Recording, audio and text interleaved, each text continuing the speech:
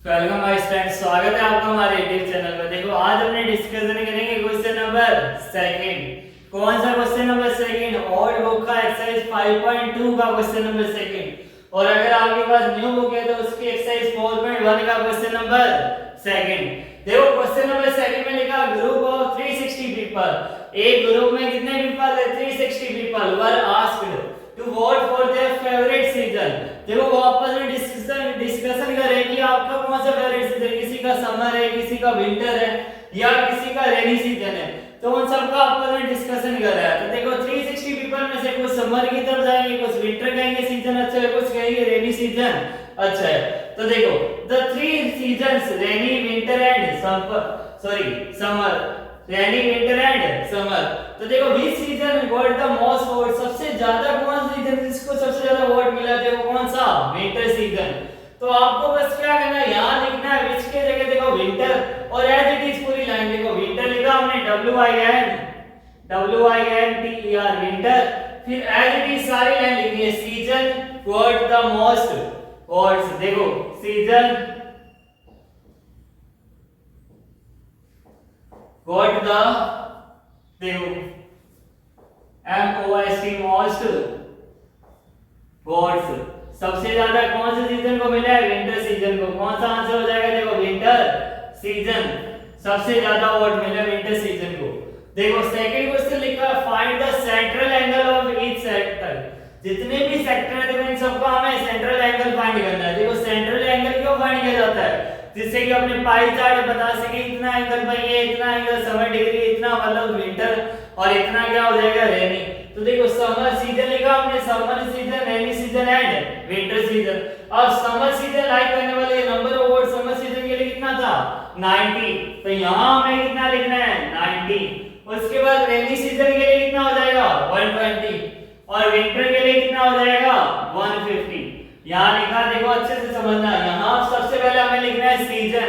तो तीन सीजन थे हमारे पास, summer, rainy and winter season.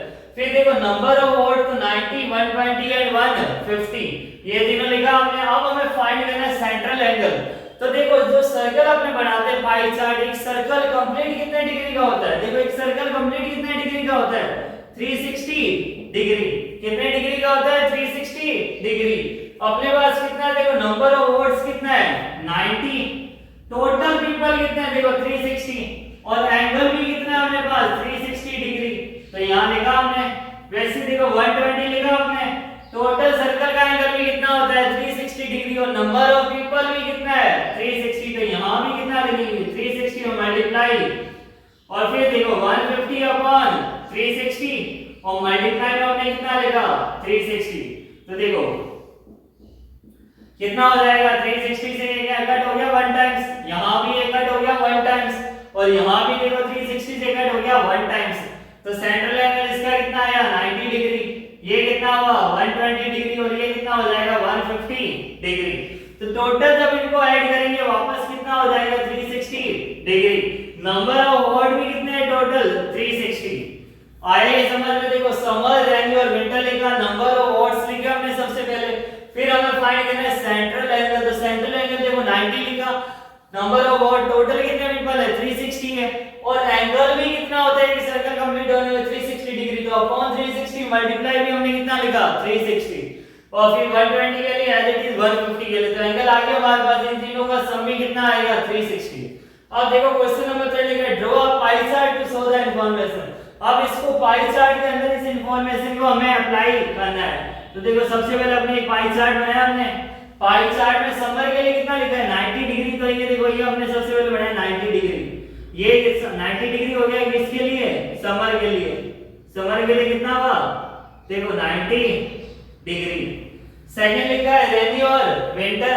तो रेनी के लिए कितना है? 120। देखो 90 यहां तक हो जाएगा, उससे थोड़ा हमने एक्सटेंड किया, ये कितना हो गया? देखो 120। ये कितना हो जाएगा? 120 डिग्री। तो 120 के लिए क्या हो जाएगा? रेनी।